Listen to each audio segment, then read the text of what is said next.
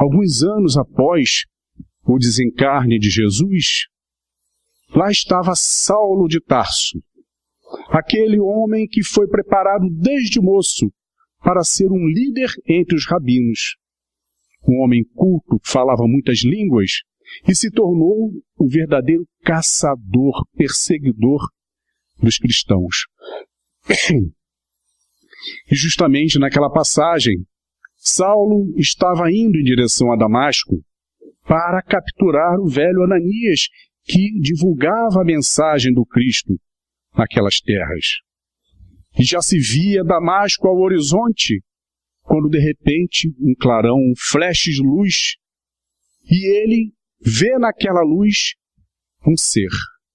E por ele ser uma pessoa extremamente religiosa, ele perseguia os cristãos porque achavam que o Cristo era uma farsa. E ele, ao ver aquele ser de luz, ele reconheceu ser uma divindade. Pôs-se de joelho e perguntou respeitosamente: Senhor, quem és tu, Senhor? E aquele ser de luz responde: Jesus. Saulo, por que me persegues? A sua conversão fora instantânea, fora imediata, pois naquela hora ele viu que tudo aquilo que ele perseguia é que era o certo, que Jesus verdadeiramente era o Messias, o Filho de Deus na terra, que tudo o que ele fazia é que estava errado. E diante da sua conversão imediata, instantânea, não restou fazer uma outra pergunta: Senhor, o que queres tu que eu faça? E Jesus lhe respondeu. E em cima da resposta de Jesus, ele continua indo em direção a Damasco, onde encontrou o velho Ananias, que além de tratar dele, passou a ensinar tudo sobre os ensinamentos de Jesus. Por 3 anos, Saulo se preparou para a missão que lhe fora destinada. Abriu mão do seu nome grego de Saulo e assumiu um novo nome, Paulo de Tarso. Paulo, que quer dizer o calmo, um nome latino, o calmo. Por isso, quando nós fazemos algo com muita calma, dizemos que fazemos paulatinamente. E passou ele a ser o maior divulgador da mensagem do Cristo nos povos pagãos. Estima-se que foi algo em torno de 25 mil quilômetros de peregrinação. Não tinha carro naquela época, gente. Era no pé. 25 mil quilômetros, levando os ensinamentos, a palavra de Jesus a egípcios, a assírios, fenícios, gregos, romanos, divulgando a mensagem, transformando pagãos em cristãos. Os anos foram passando. E aqueles novos cristãos, muitos deles não conseguiram abandonar o ranço do paganismo, a opulência do paganismo. E as duas doutrinas começaram a se fundir. As características começaram a se mesclar. E a mensagem simples de Jesus começou a ser sufocada pela opulência pagã.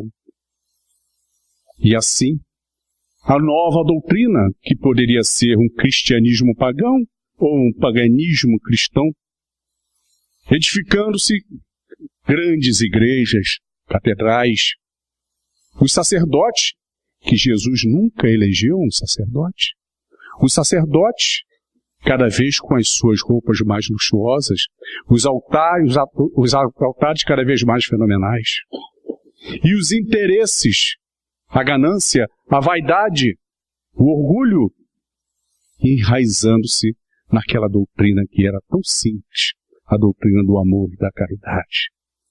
E pelo fio da espada, aqueles que eram os perseguidos, os cristãos, passaram a ser os perseguidores. Pelo fio da espada, tinha que se impor o cristianismo. Aqueles que se opusessem seriam mortos, em nome de Senhor, Senhor, seguindo a orientação, a pseudo-orientação, a pseudo-bênção de Deus Pai. 175 anos em 9 cruzadas extremamente sangrentas, onde aqueles que iam combatendo, combatiam felizes porque a cada pagão morto era uma gleba conquistada no reino dos céus. E tudo isso em nome de Senhor, Senhor. Mas éramos nós. Éramos nós que estávamos lá, seja de um lado, seja de outro. Seja como algoz ou seja como vítima, nós estávamos lá em encarnações anteriores. Após esses 175 anos, a dominação pela força continuou. Chegamos ali na Idade Média e aqueles que eram os mais importantes representantes de Deus na Terra, o clero, em nome de Deus, Senhor, Senhor, criam a Inquisição, o Santo Ofício. Ai daquele que eu pusesse uma vírgula contra o que a igreja determinava. Eram perseguidos, eram capturados, mas eram justamente julgados. Ninguém ia à fogueira sem ser julgado.